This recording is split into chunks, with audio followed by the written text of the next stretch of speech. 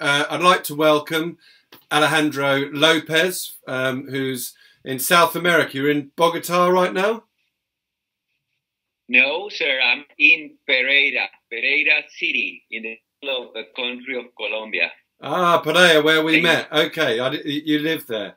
And you are an orthopedic surgeon at Rosario University of Bogota in Colombia. You've been working in Pereira since 1993. You're a shoulder surgeon and arthroscopic surgeon in the expertise of knee and hip.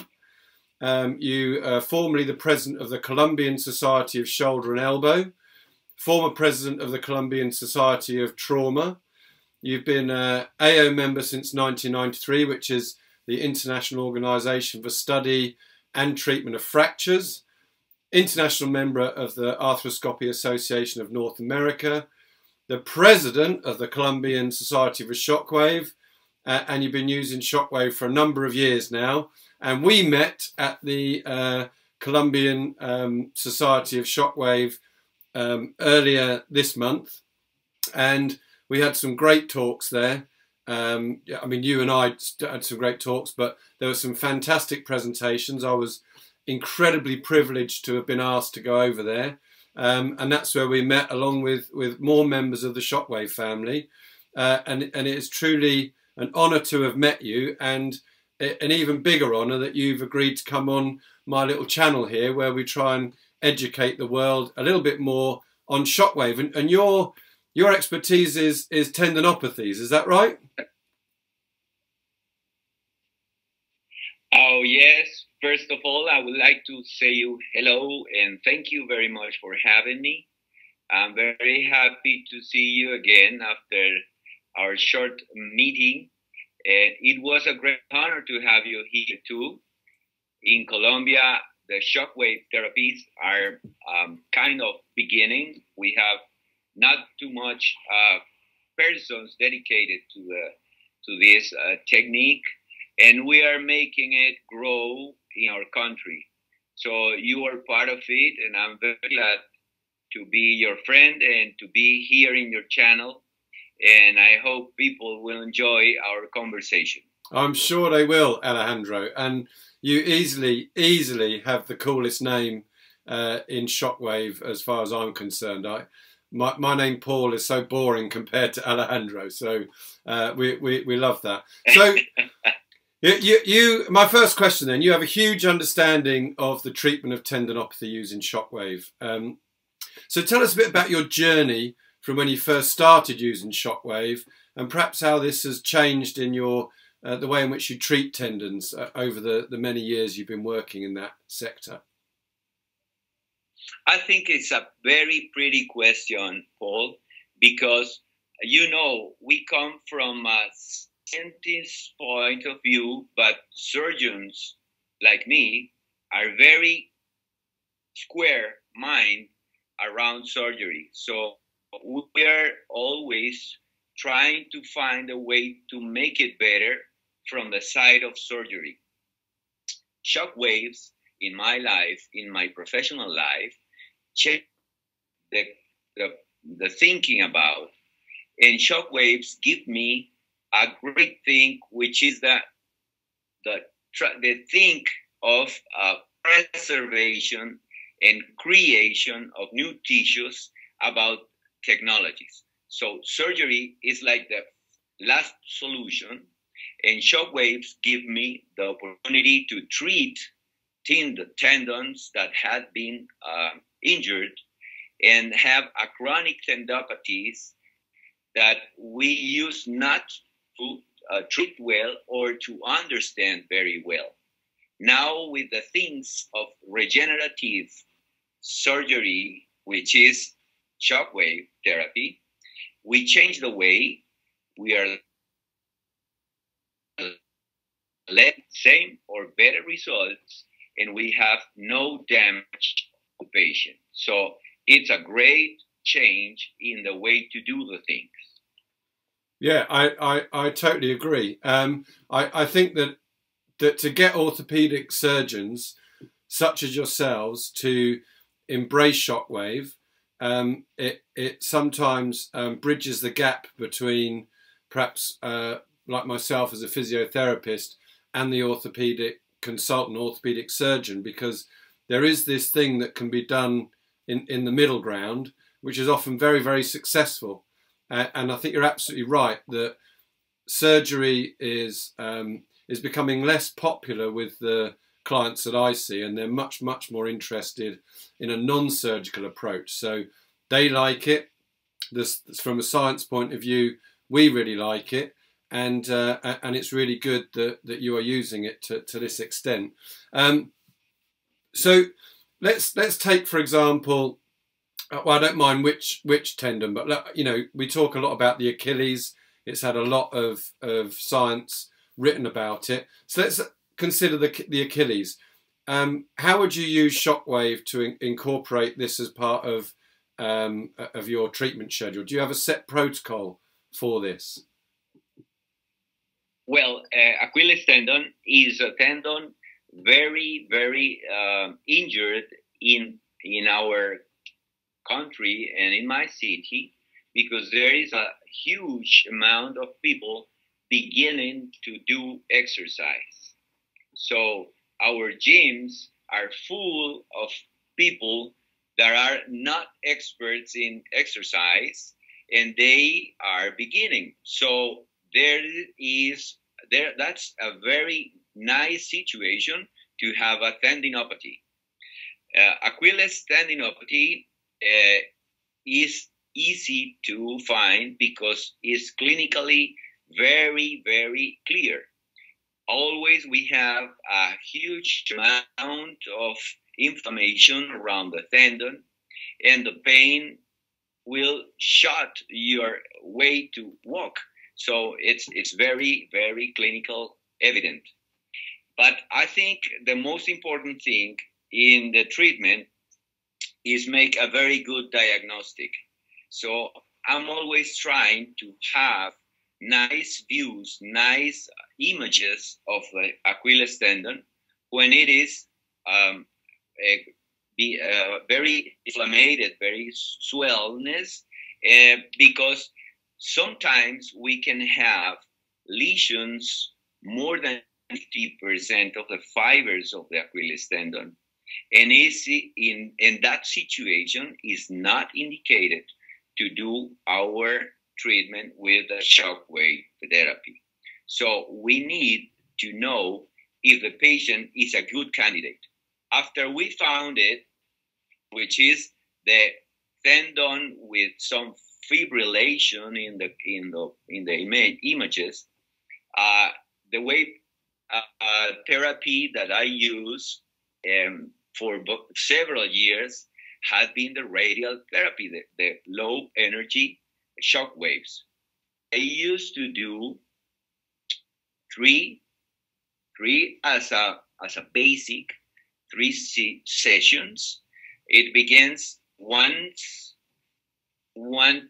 at the week and 1 weeks, and it gives me 80% amount of good results in my experience.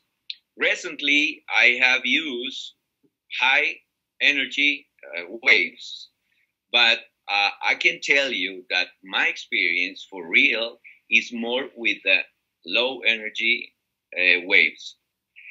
In that case, as in much of them, like patellar tendon, I use 6,000 shots.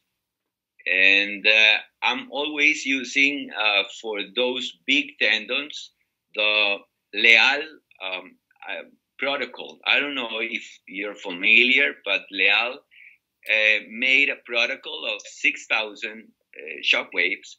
And those 2,000 first goes for numbing to reduce the pain. And we have 2 or 3, in my case, 3,000 very therapeutic waves using energy more than 2 or 2.4 bars in a low frequency. It gives you a real amount of shocks in the place, it is very satisfactory that you found that the patient lose some pain from the first time. I mean, only pain, because the treatment takes three months to get a real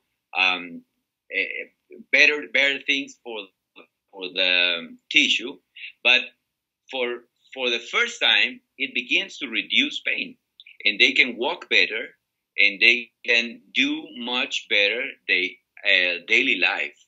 So to round up the answer, I use in basics 3, and I'm always using 6,000 shots, and I'm always using 3,000 therapeutic shocks in each season. And so just clarify, each session is 6,000 shocks from start to finish, and then you are doing lower energy to begin with. And you said you have the hertz very low. So what level would the hertz be? I didn't get it. What level of what? The frequency. What number would the frequency be? Okay. We always begin with the frequencies around 15 or 16 for those non-therapeutic waves. And we begin to grow in the pressure from 2,000 to 4,000 to 4 bars, 2 bars to 4 bars, progressive, and reducing the frequency. I'm getting around 8 or 7 shots for 4 bars, like 3,000. That's kind of around the thing works. Ah, very good indeed. And in terms of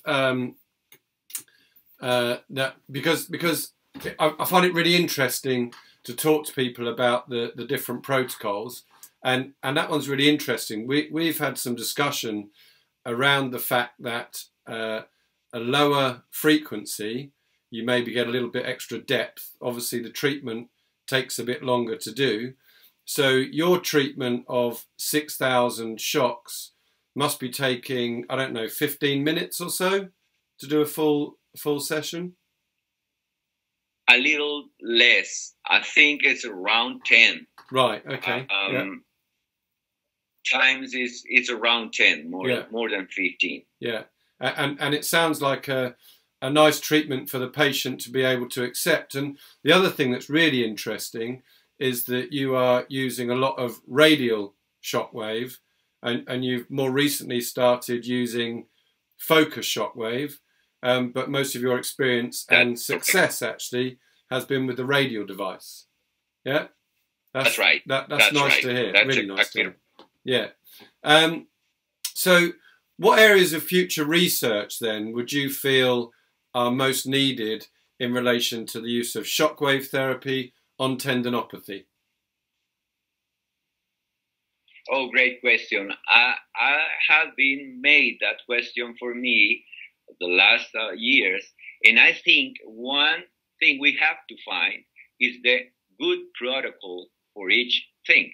It makes a lot of work because we need to have results for what we're doing. We have to compare several protocols, and we have finally, I hope, to have the good protocol for each person, for each tendinopathy. So it's a huge amount of research that we need to find the real dose, like pharmacy doses. We need to know the real dose that every people need to get the success. I think, Paul, that the people that we don't have the real success is not really because the shock didn't work. The shock waves will work, I think, in everybody. But in those people, we probably don't know the doses that we have to apply, and the product to get success. So that's the future for me. Yeah, I like this very much, and I think that it's for people that don't buy into shockwave therapy. I think it's one of their biggest concerns is that there isn't a definitive protocol. However, if you were to be an anaesthetist and you were injecting a particular drug into one of your patients before they had knee surgery, you would take into consideration their body size, age, gender, lots of parameters, and I feel that there needs to be an association with that, with shockwave. I'm not sure it can be a one size fits all, but I think we need the skeleton of the protocol. And if you have a very, very tiny distance runner, where let's say, take the shoulder for example, where the shoulder is going to be incredibly superficial, or a bodybuilder who has a lot of muscle tissue around, then I think that we possibly need to think about those things as well. And at the moment, our best scenario is to work on the patient's pain perception of what's happening, alongside what we know from science. So we're doing very well because we've got this 82% success rate with shockwave, but I would love to get to the position where we could have that really, really good, clear protocol, because then all the science becomes so much more meaningful, because everybody would be using that same protocol rather than, all the different ones we see today. So if you had to choose one academic paper, this one piece of research which you think has made the biggest difference or has resonated the most with you, Alejandro, what would be your favorite piece of shockwave research? Well, Paul, I can tell you that there is a lot of research, and we have a great explosion of new studies. We have a lot of research on very nice journals with very strict ways to make the studies. So I think if I have to pick one, I would like to pick the one that we saw in the Journal of Bone and Joint Surgery last year from Silvia Ramon and Daniel Moya and the Professor Wolfgang Scheden.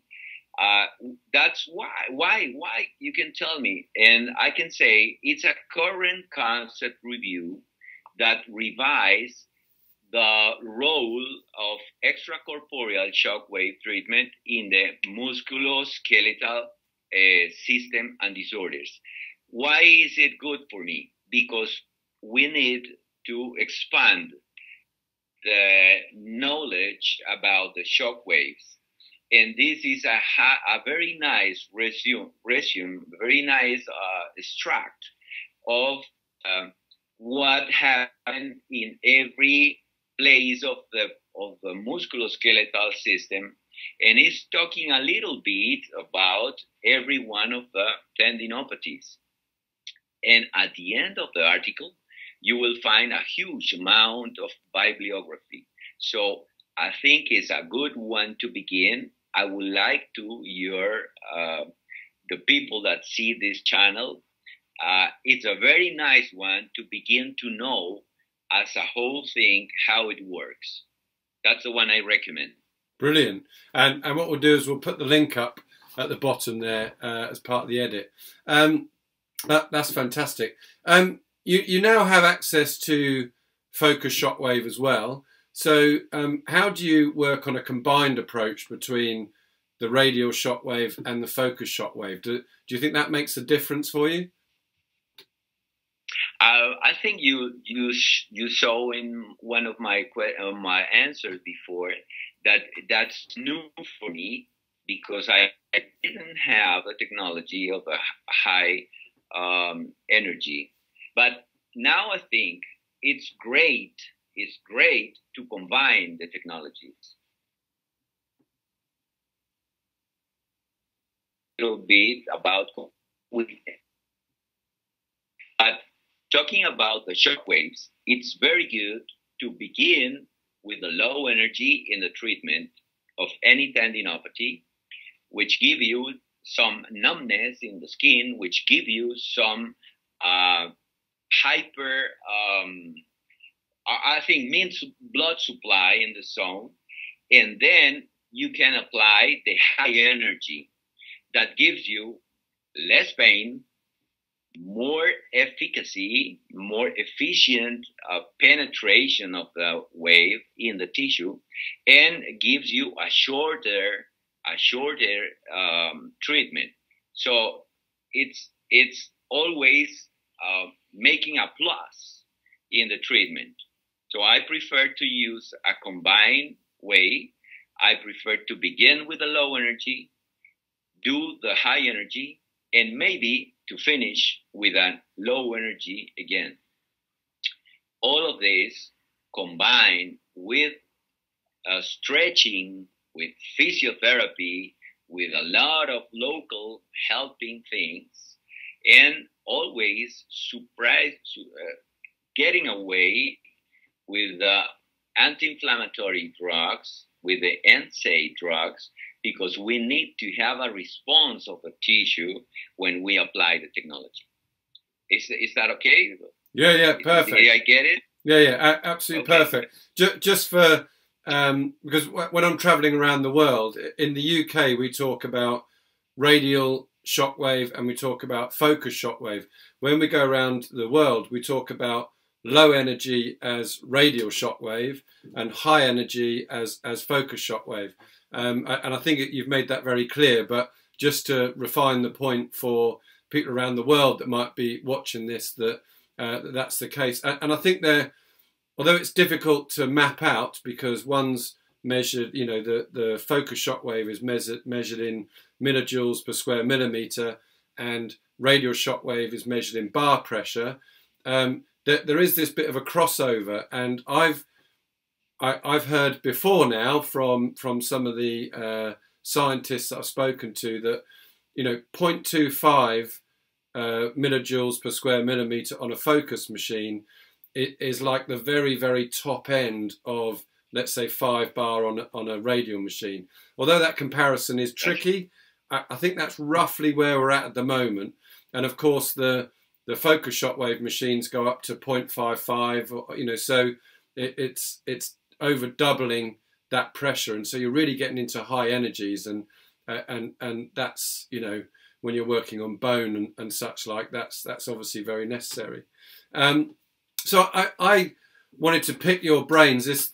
I hope this will be good for everyone, but I specifically, for my own personal practice, while I've got you here, wanted to pick your brains.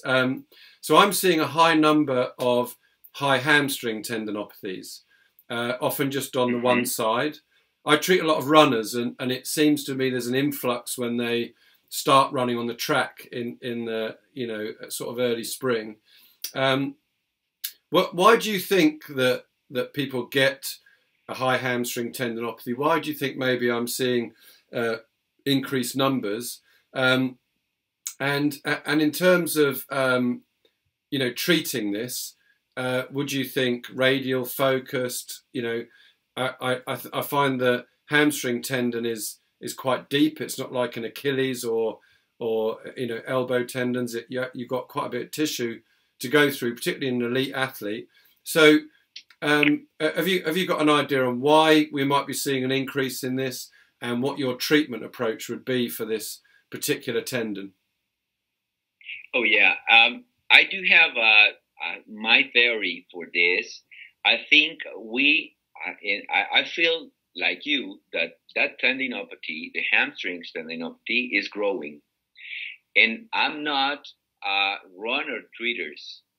I am a man that works with regular people from the streets, office workers and mothers and things like that. And I can tell you that I feel the same for both group of persons. I think we are forgetting to make a huge evaluation, and we have our population dedicated to be seated to forget the stretching of the hamstrings. And there's something very important, which is the posture of the low lumbar spine and the pelvis. I think we have a great problem with the posture in the work, in the car, in the life. The people are sitting, and those are factors to have a short hamstrings always.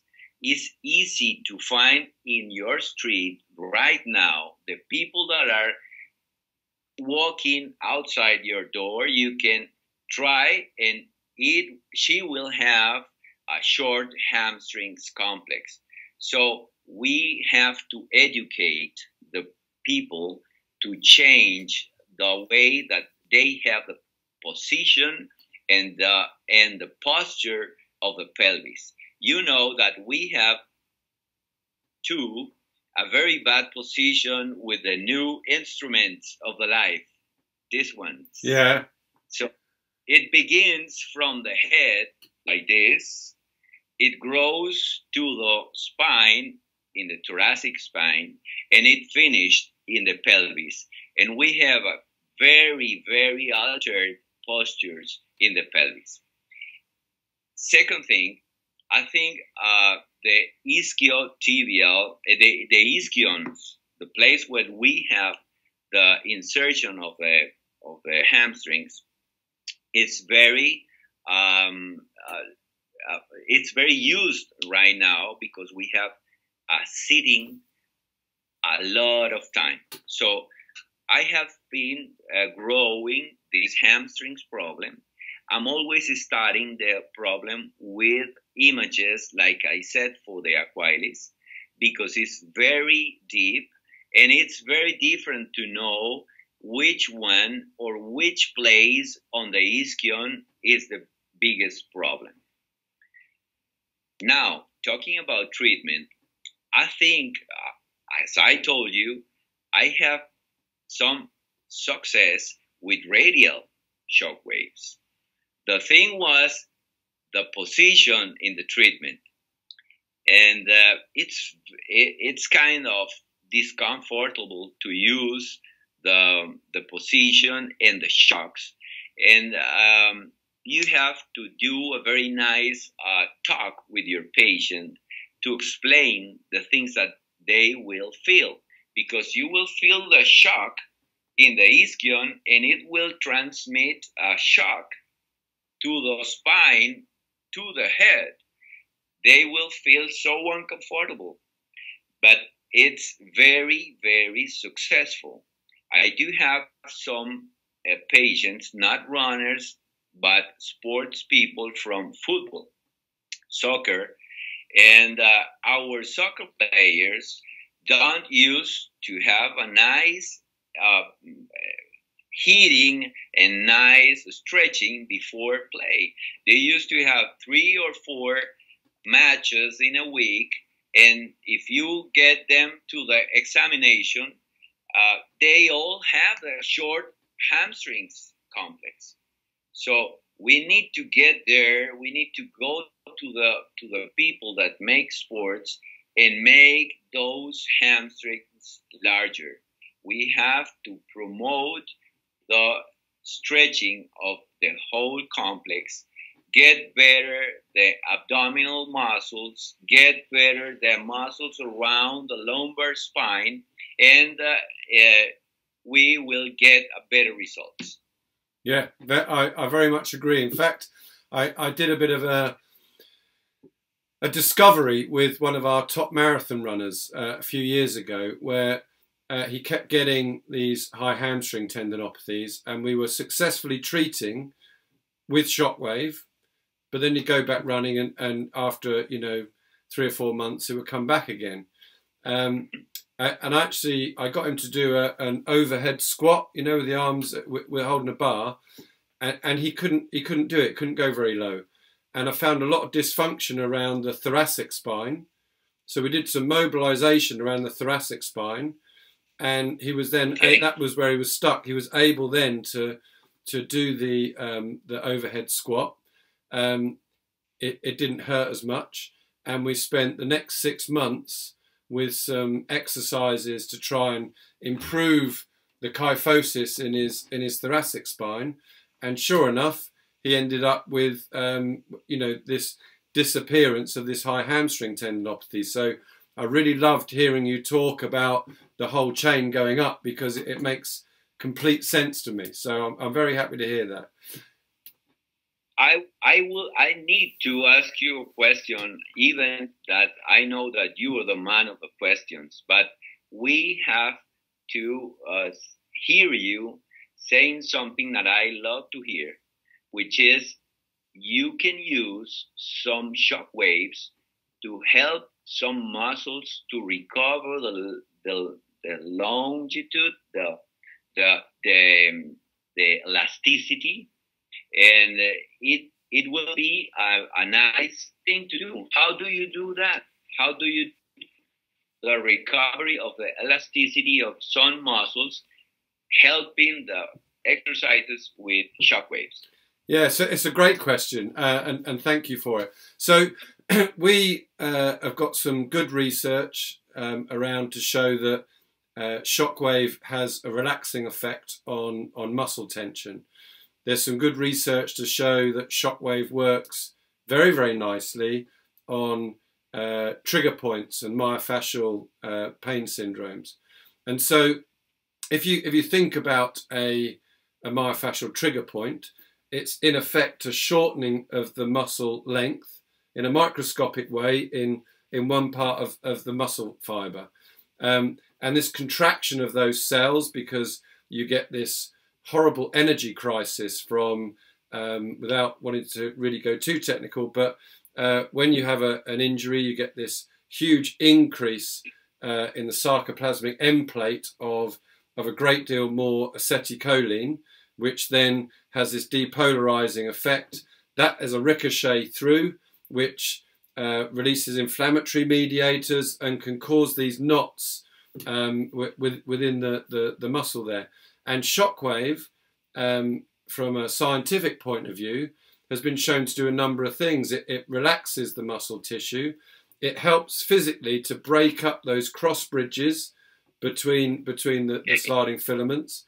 But it also helps to reduce the, or change, shall we say, the firing of the nerves, and actually renormalizes that. Because what I believe happens is that these trigger points can be around for a very, very long time, and that almost becomes the new homeostasis of the muscle, and it stays in its shortened position. Unless you come along with a metaphorical defibrillator and change the system or spark it into recovery, you have the physical properties that are happening to the muscle, but you also have this widely discussed and debated thought process on just how much shock waves are affecting the nervous system. And it seems to me we actually can learn quite a lot from the urology, where they're working on things like erectile dysfunction, where we know that a lot of the increase in improvements there are through blood flow and through neurostimulation. And I think that we can't now discount the fact there's a lot of blood stimulation and neurological stimulation, not just this physical pressure and this cellular change that happens. So as a consequence, and predominantly we're talking about radial shockwave, in fact, we've actually shown through the treatment that we break down these trigger points, and through many processes, some of which are as yet unclear, we're actually enabling ourselves to not necessarily lengthen the muscle, but restore its optimum length. Because really to lengthen a muscle, you need to be increasing an extra sarcomere, which is a whole different discussion. But we are restoring the length of the muscle as it should be, rather than this shortened state. So I prefer restoration of length rather than just lengthening the muscle. It sounds like we're adding more muscle, but I use it to great effect. And actually, there's a research paper which shows that if you use radial shockwave on the gastrocnemius muscle in the calf at the same session as you use shockwave on the plantar fascia where the injury is, you have much better results because you're lengthening the gastrocnemius, maybe the soleus as well, and that has a really, really good effect on. So we know that it works, and you put that in combination with all the physical therapy, the strengthening, the stretching, and it all comes together as this really, really good protocol for all these injuries. But absolutely, if I were to answer the question earlier about what future research there would be for shockwave, the two things I'm really passionate about is reducing injuries altogether. That might be re-injury, or it might be actually reducing injury instance. So you take a football squad of, let's say, 23 players, and over the last 10 seasons, they've had an average of 20% injuries. If we could actually start to use shockwave in a preventative measure and bring that down to 12 or 15%, that would be amazing. And the other thing, the other thing I'd like to do, and you can almost do this concurrent with that research, is to look to see whether there is an improvement in the person's performance.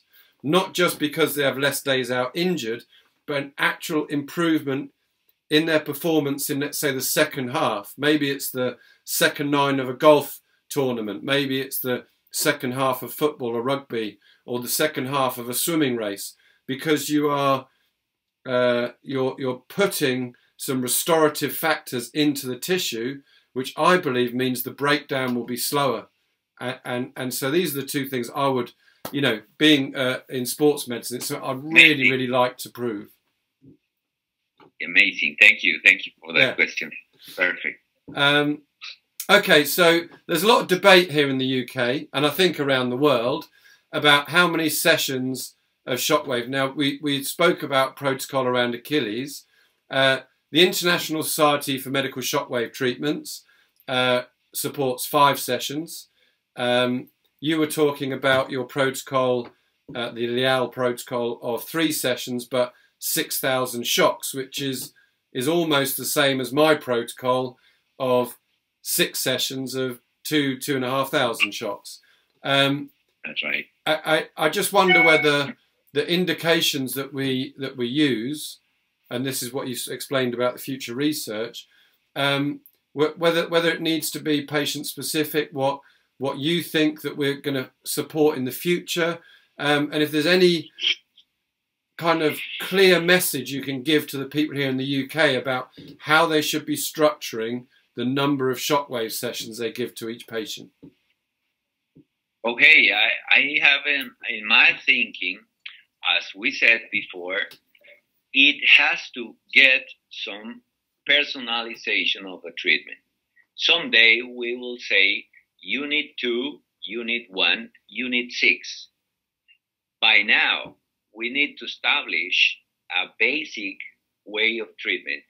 And I think to make it easier to the people that makes the insurance companies, the patient that have to pay, the equipment, and the people that have to put something in paper, I think we have to be around 3 to 6.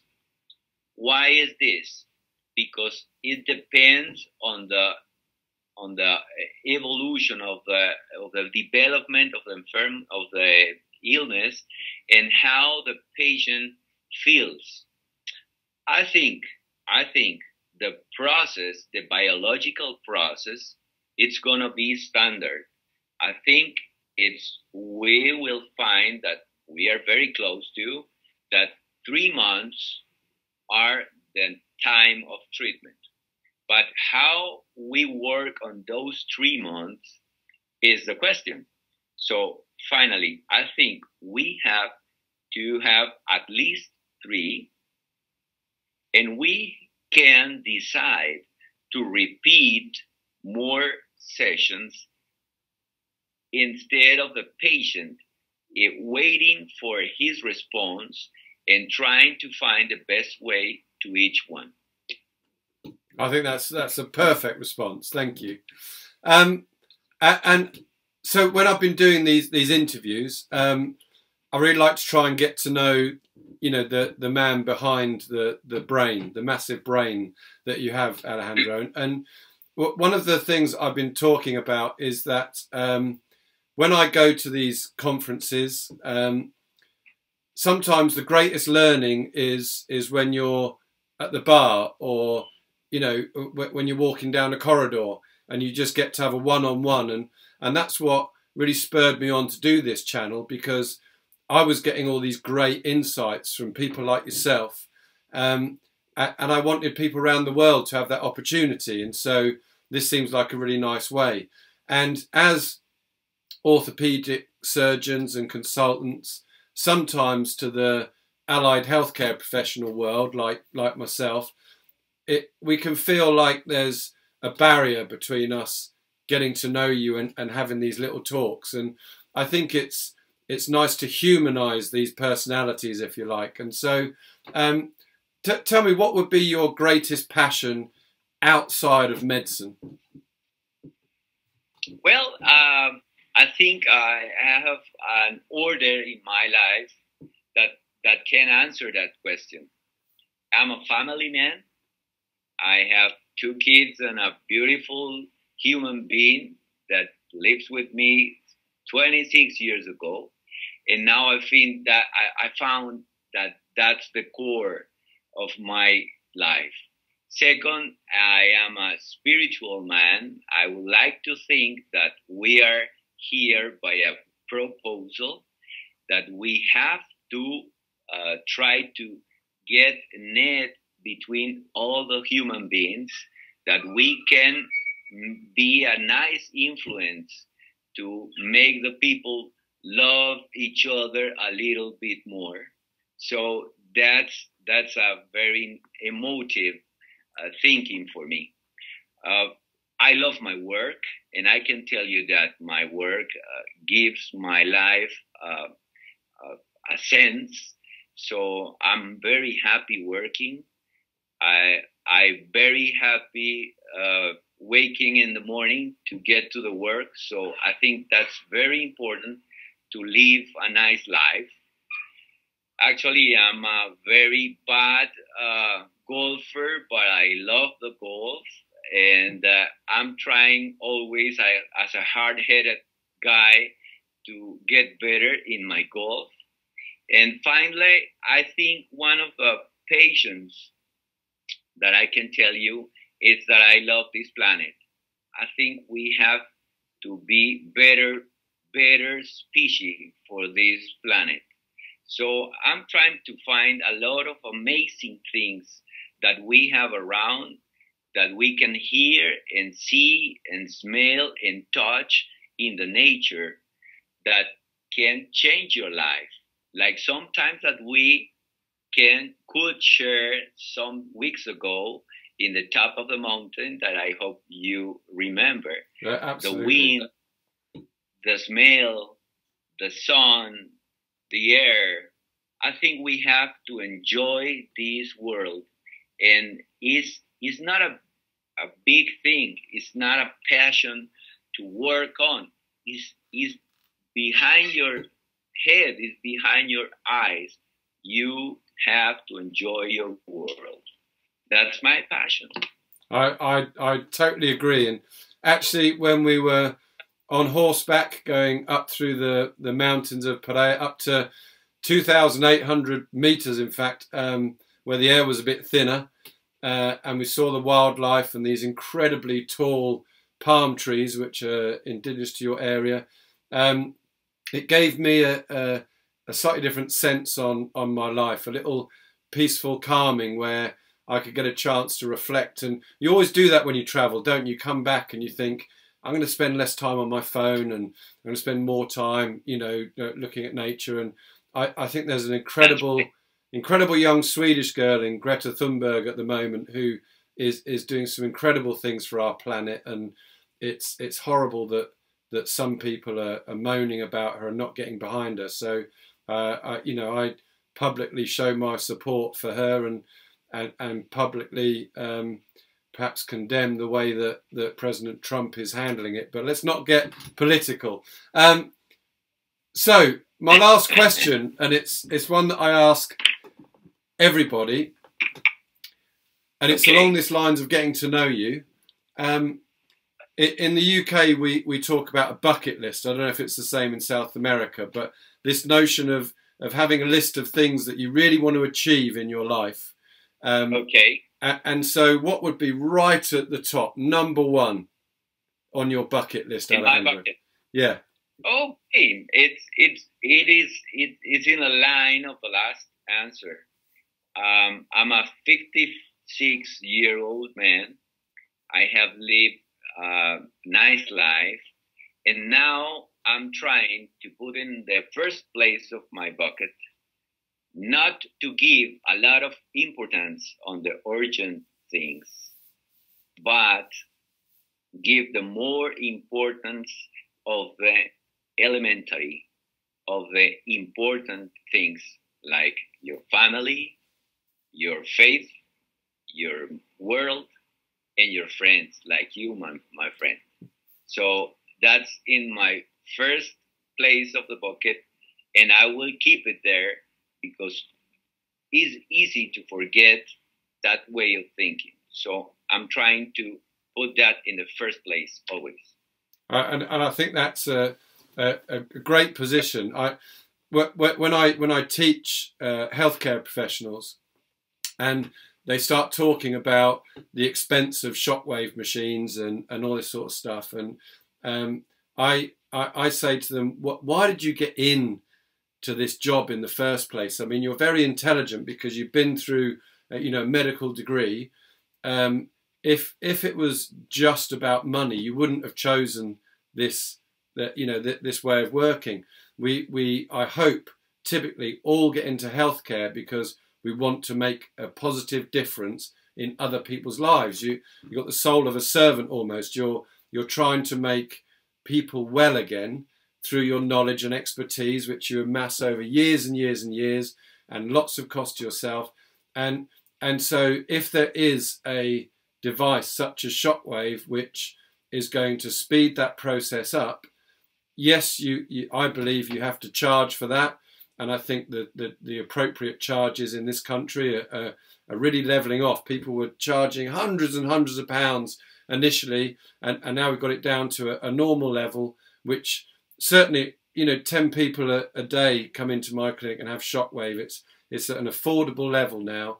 And if it works, it's always cheap. If you take away the pain that stops that person from going out and enjoying the scenery and the smells and all this sort of stuff, then I think for them it's potentially always cheap. So Alejandro, I want to thank you so much for taking time out to come and talk to me.